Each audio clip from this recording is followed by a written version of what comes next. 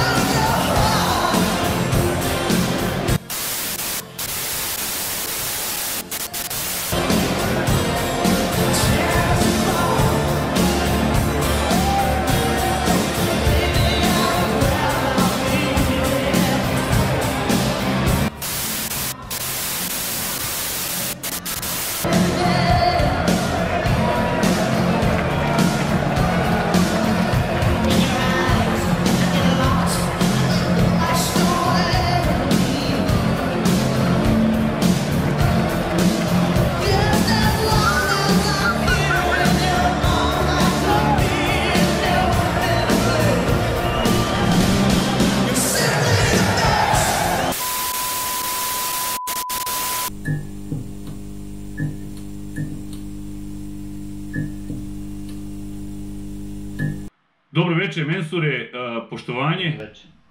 Kako si, jesi dobro?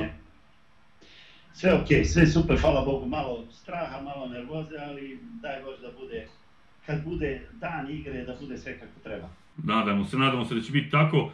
Velika mi je čast i meni i svima našima iz ekipe Covid Crew što imamo tu privilegiju i čast da popričamo sa legendom Picada. Nemoj da me otpisuješ, legende su otpisane. Onda sa budućom legendom. Neću puno vremena te oduzimam u treningu, si spremaš se, znam, probat ću da postavim ti par pitanja, da upoznamo malo detalj, jedan delić tvog Picado sveta. Rođen si u Tutinu 72. ako se ne varam, je li tako? Tačno, da. Reci mi, u detinjstvu verovatno uopšte nisi ništa imao pojma o Picadu, verovatno si voleo možda fudbal ili rukomet? Ma, nikad u životu nisam ni posumnjao da ću na Picadu, niti sam znao šta je to. Voleo sam koji svi fudbal, košarka i to. Bio sam dobar u košarci, baš sam bio dobar, ali povrede, tamo, vamo, ne može čovjek bez uslova, ne možeš nigde, nisi za nigde, bez podrške, bez uslova, bez svega, znamo svi. Da. To je najveći oslov, sad se traži samo sve brže i brže, sve kvalitetnije, sve baš je. I onda sam došao 93. u Austriji, nisam ni sanjao da ću na Picadu da završim. Da, to sam, da. Rekao da mi je neko pričao da ću sa darcem da živim i od toga da živim, ja bih rekao, molim te, izvini tako da kažem, nemoj da lažeš, to je najveća glupost. Ali eto, ostvario mi se i san, ja sam puno trenirao i baš sam to zavoleo, posle vidio sam fudbal, košarka, ako nisi u top pripremi, ako nisi non stop u full opremi, baš ono da si spreman za svaku utakmicu, ne može. I ako nemaš i prijatelja i poznanstva, moramo iskreni biti. Ako te neko malo, što kažemo mi, ne progura, ne možeš nigdje uspjeti, verujem. Tačno tako. Ne možeš ti doći do pravih ljudi, ti ćeš biti u parku najbolji, ali tamo na treningu... Totalno je druga priča. Ja sam bio na treningu za košarku u Turskoj, u parku sam najbolji i tamo sam najgori, nema lopte, nema ništa, to je... Ne prihvatete, nećete odmah, ali to nije nikakav problem, nikad nisam na to se obazirao, ja sam uvijek gledao napred, nešto će u životu se desiti, samo budi uporan i nikad nisam na pola završavao, uvijek sam teo do kraja da istrem, ali košarka posle povrede, posle inostranstvo, Austrija, u Austriji nisam imao ni mogućnosti, ni vremena, morao sam zaraditi nešto za jest, za piti, platiti stanarinu i tako, ali posle je bilo okej. Posle Burazeri su držali kafiće i onda su oni tu igrali elektronski Picado. Tako si u stvari počeo da igraš Picado kod njih u kafiću, jel da? Da, to sasvim slučajno, ajde, fali nam neki igrač, ajde, šta ću ja tu, ja ne znam šta je to. Ma daj, bacaj, jer samo ovo pogodi, nemoj da promašiš, neće promašiš, vidi koliko je, znaš. U šali, u razred tako sa mnom, kaže, aj pogodi, znaš 11, nikad ne zaboravim, neću normalno, oni su ranije igrali, nije bilo double out, to je normalni izlaz. I kaže, daj 11 imamo za izaći. Ja pogledam, kaže, jesi ti ovo igrao, rekao, nikad u životu nije pogledao, ili pogodi stvarno 11. Pa sam rekao, vidi koliko je, što da ga ne pogodi. Što da ga vidi koliko je. A reci mi... I tako, a sad nema šanse. Sad nema šanse. A reci mi, molim te, Mensure, ako ćeš da mi veruješ, evo danas sam gledao tvoj meč, World Art Embassy meč sa Mervinom Kingom iz, lagaću te, 99-a, 2000, možda čak i 2003-a meč, kad ste igrali, mislim, u Holandiji, on je izašao u crvenom dresu, pisalo je Holand, nazad ti si imao crveno-beli dres na leđima Austrija. Gledao sam baš danas taj tvoj meč jutros, ako ćeš da mi veruješ, i interesuje me jedan detalj, čitao sam malo o tome i video, tvoj način bacanja tada je bio totalno drugačiji u odnosu na ovaj danas.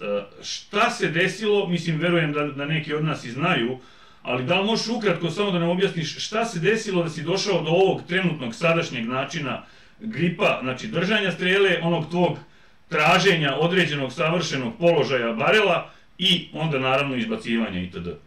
Da, imao sam ja problema s izbacivanjem, imao sam dartitis, onaj čuvena bolest. Nažalost, da. Kad puno žele, puno hoće, razumeš, hoćeš jednom biti svetski prvak, ne može mozak to preraditi, razumeš, to je sve u glavi. Svaki problem je u glavi, nije u rukama, nije u nogama, nego je u glavi. U glavi, da, to je kod ovog pikada. Ne može preraditi, onda se dešavaju i takvi problemi. Ja sam htio da budemo odmah svetski prvak, mene je krenulo ta puta 95-a, 6-a, 7-a, baš sam tek počeo i sve, uspeh za uspehom. To je bilo, ja mislim, 2000 na 2001, to je bilo svetsko prvenstvo. Moguće, da. U Engleskoj, u Embassy što se održavalo. Mervin King, prvi set sam ga pobedio, izgubio sam 3-1. On je došao u holandskom dresu, ili je bilo u Holandiji, ja mislim da je bilo svetsko prvenstvo, ali nije bitno. Jeste, da. Ja.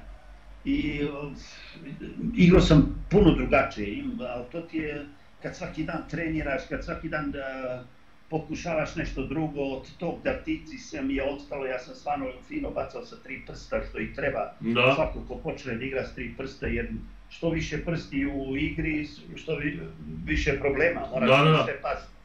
To je sasvim normalno, ali tu su problemi, ja nisam nikad odustajao od igre, voleo sam darci, zato sam posvetio darcu, nisam htio da odustanem.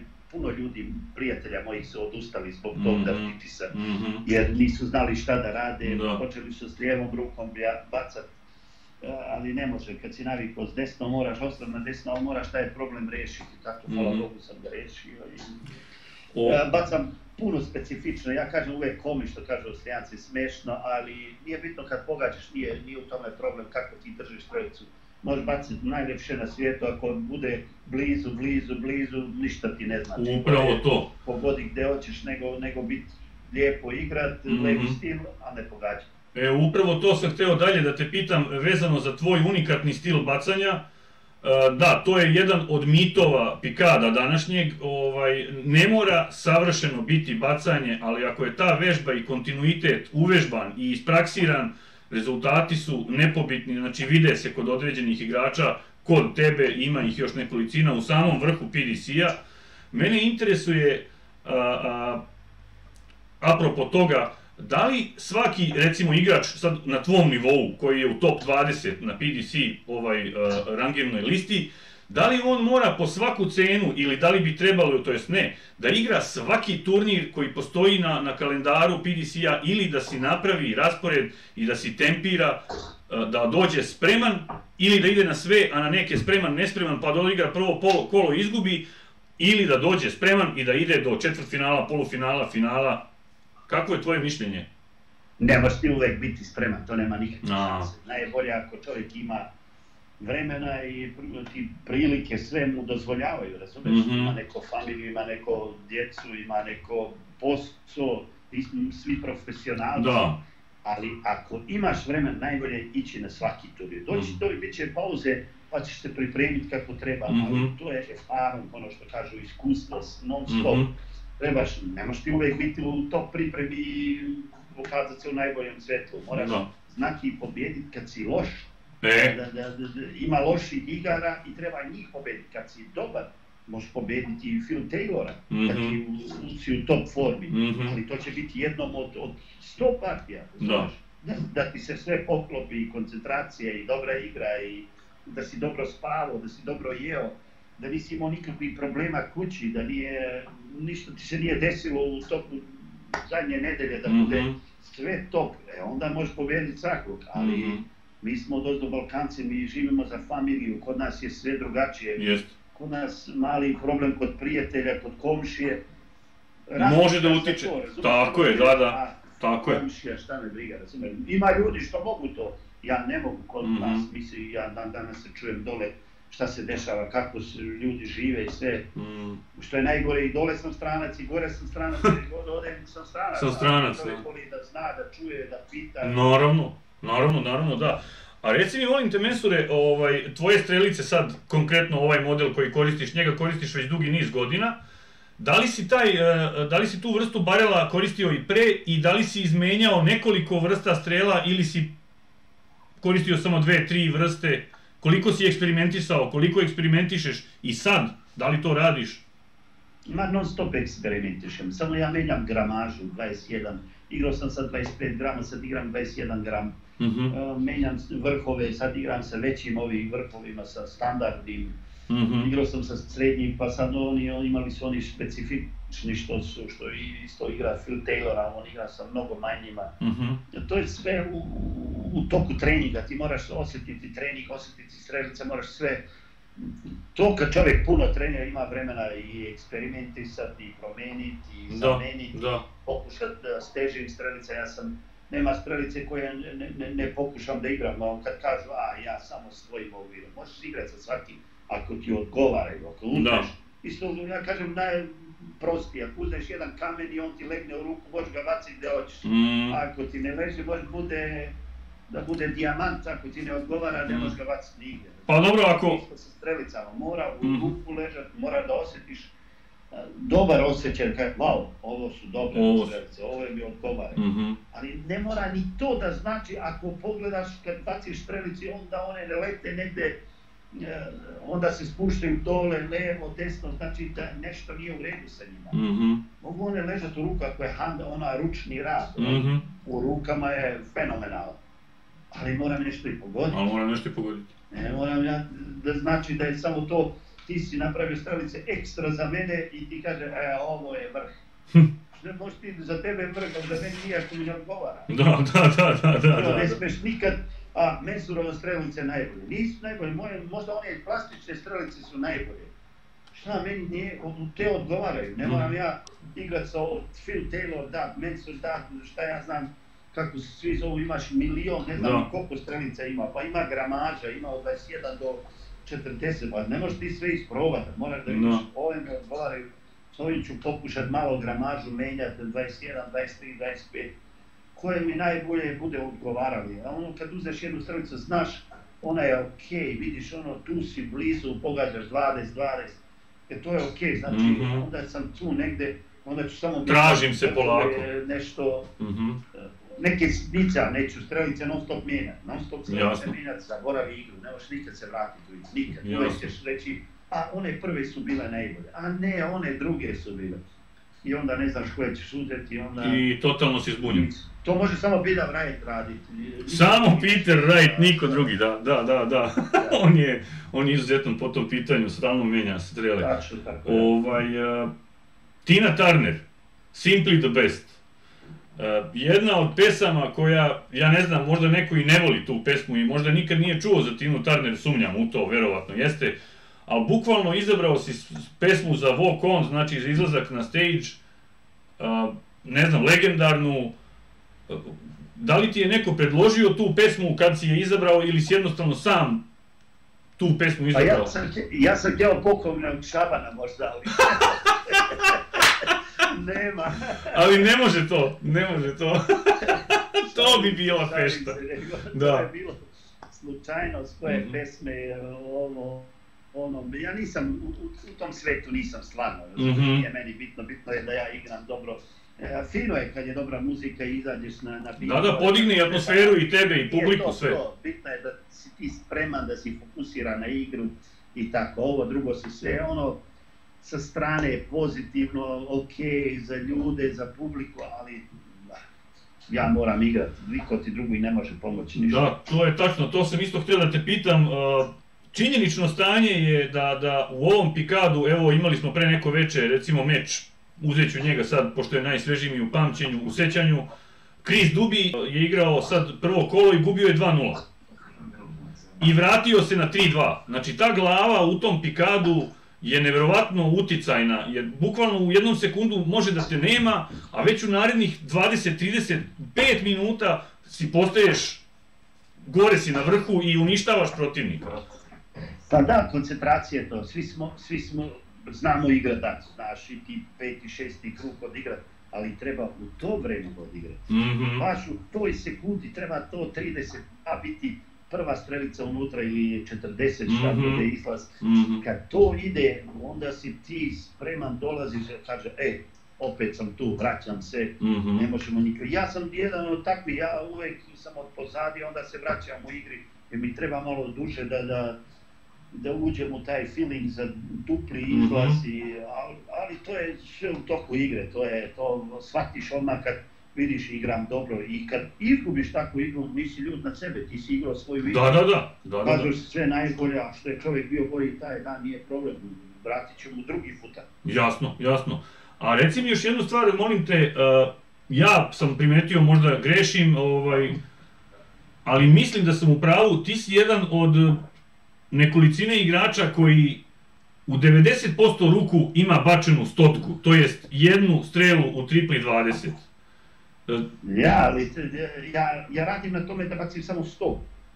Upravo to govorim, da. Da baci 180, jer ga to njega eksponira, on voli baciti nešto dobro da je, šta ti kažem, a meni to, ja najviše volim 100, 140, 100, u toj sam igri, nisam 180 mi ne daje uopšte, znaš nadrag da kaže, sad sam u dobroj formi, meni je igra kad ja non stop 100, 140, 95, 96, 97, da sam tu, jedna triple unutra, može biti i 81, 85, ali ja sam triple pogodio. To. Ja sam svoje ostvario, možda sam malo podbacio 81, 85, ali triple ima i to najbitnije, 1, 2 triple, onda si 5. krug na izlaz, promašiš ga, onda si, možda imaš sreće da dođeš još jednom u 6. krug, ali vrlo teško, ali okej. Da, zato sam i postavio ovo pitanje, jer ta jedna tripla je krucijalno bitna. Mislim, konstantno si tu, dišeš mu za vratom, ne može tek tako da ti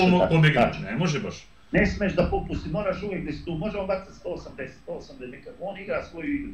Da. Ali ti igraj svoju igru, razumeš? Veoma bitno. Ja bacam 180, kad to nije moj svet. Da. Ne igram to ni na treningu, nego igram 100 i tako. To je najbitnije. Da li imaš neku omiljenu vežbu ili nemaš omiljenu vežbu, a zasnivaš svoj trening najviše na sparingu sa, naravno, što kvalitetnijim protivnikom? Ne, moj najveći trening sam ja sam, uvek. Ja volim igrati, evo sad igramo sa Rastom, sa Rastijem Malim i Rodriguez je trebao doći u razred. Da.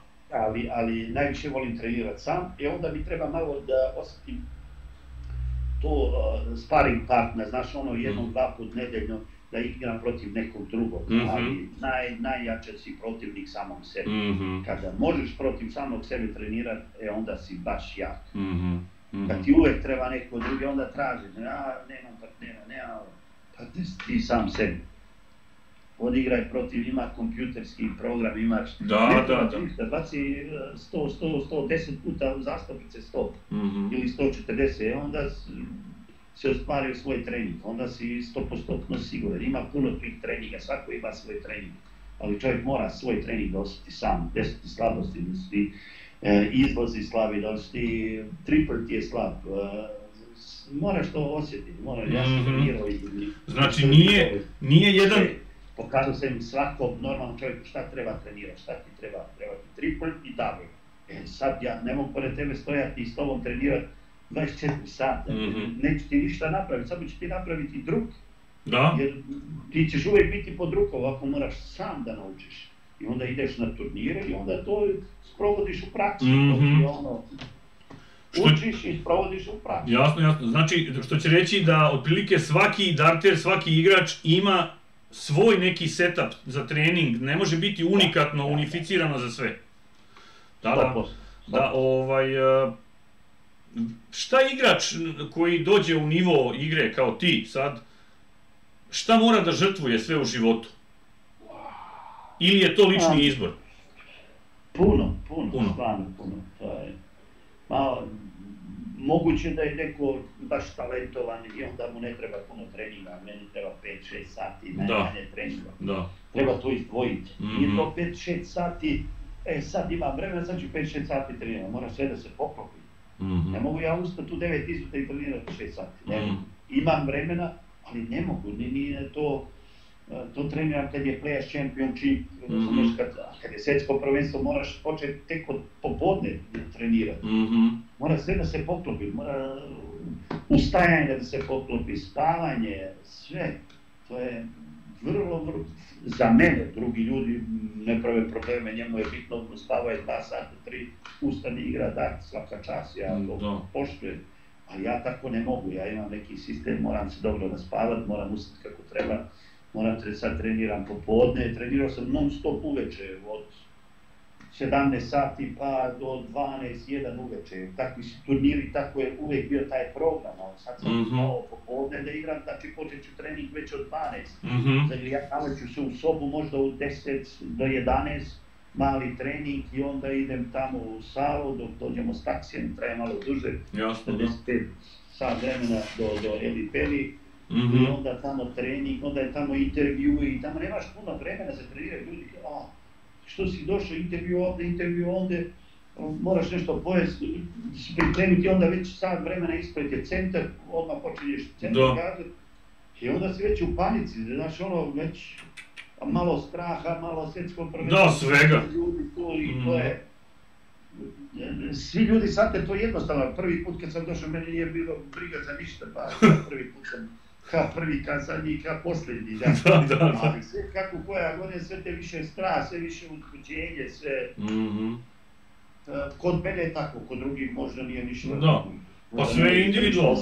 Ja imam osjećaj za to, ja živim za to svjetsko prvenstvo, uvijek loše igram na svjetskom prvenstvu, ali to je za mene cilj, svjetsko prvenstvo, tu moraš pokazati, moraš se dokazati, možemo mi igrati Players Championship, Evropsko prvenstvo, turnire, pobeđivati, sve to plus, ja to uživam.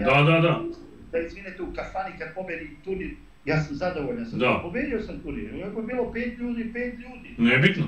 Njih pobjedi, razumeš, nije to jednostavno, nego moraš malo pokazati kvalitete, a svjetsko prvenstvo je svjetsko prvenstvo i zato tu puno svi pucamo po šafovima, što kažemo, tu nismo svi... Tu se pokazuju stvarno pravi, ali ja još nisam izgleda za to, puno sam emocionalan, puno osjećajan i to mi smeta, moram to nekad isključiti da probam. Trudim se, imam mentalni trening, imam sve pripreme, daj Bože ove godine da bude, nadam se, sve su pripreme ok. Ja također, to jest mi svi također, da. Verujemo. Sad upravo to što si pričao, baš pre neko veče Wayne Mardle je spomenuo između nekih prenosa, to svjetsko prvenstvo se stalno spominje i recimo kad pričaš sa nekim Picado igračem, recimo ja, i on ti kaže kao bio sam na svjetskom prvenstvu, kao i šta si radio, pa ispao sam u prvom kolu.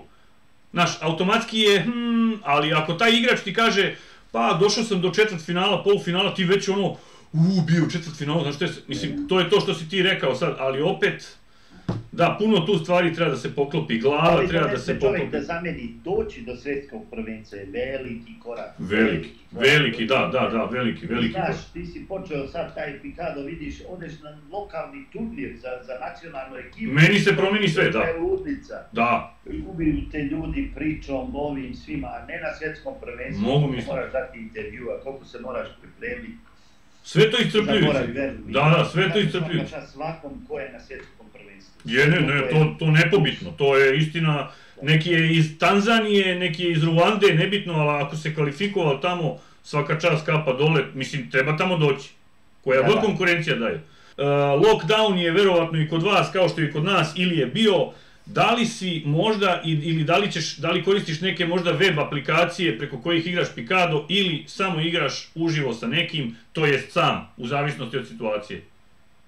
stvarno, samo uživo, nisam sa nikim, a nisam ni uživo, evo sad, od utorka sam tek počeo uživo trenirati, samo sam. Jasno.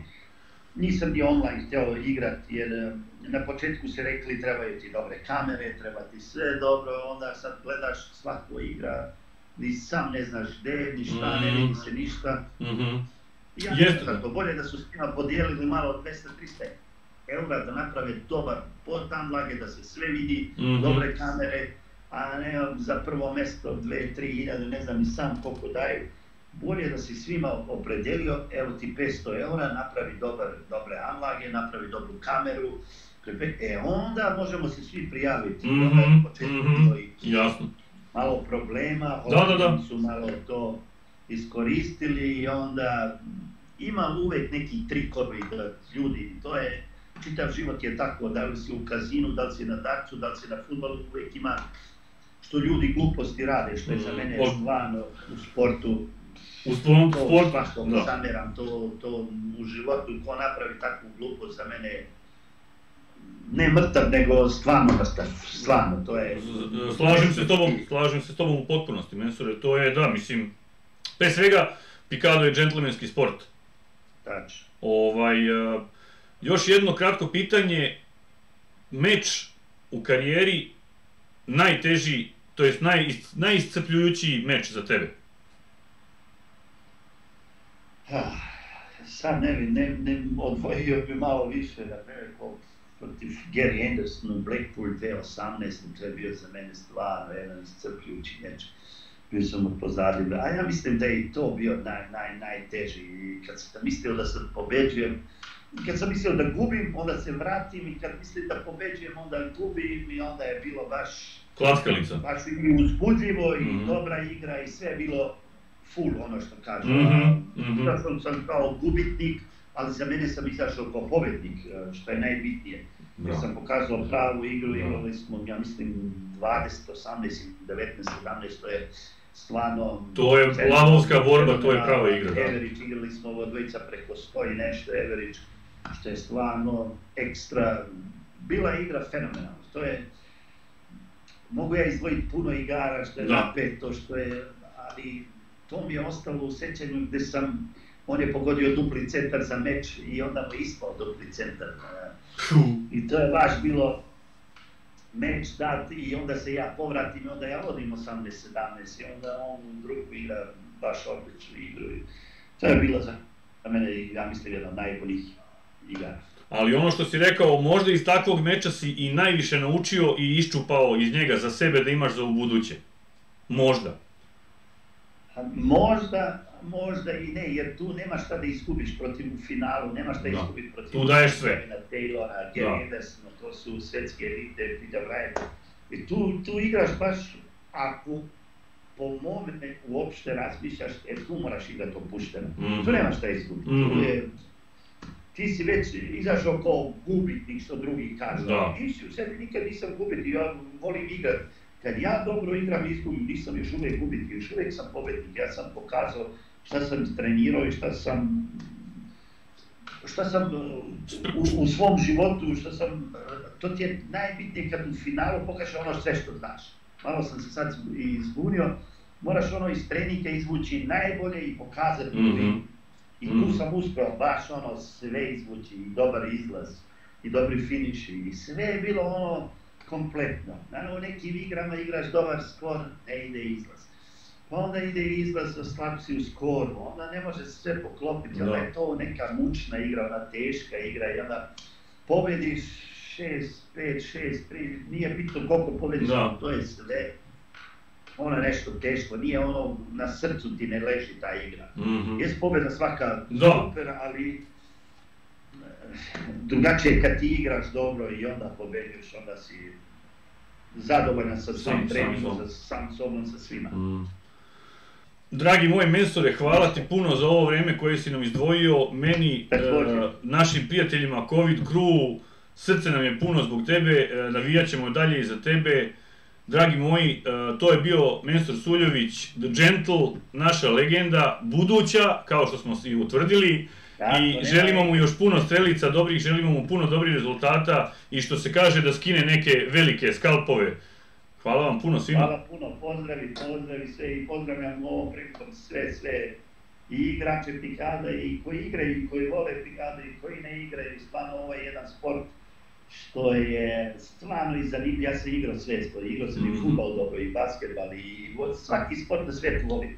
A ovo je baš ono privuklo jer tu nije bitno da li si ovakav, da li si onakav, imaš ovo, da nemaš, ovo može svako igrati, može igrati do 50-60 godina bez problema.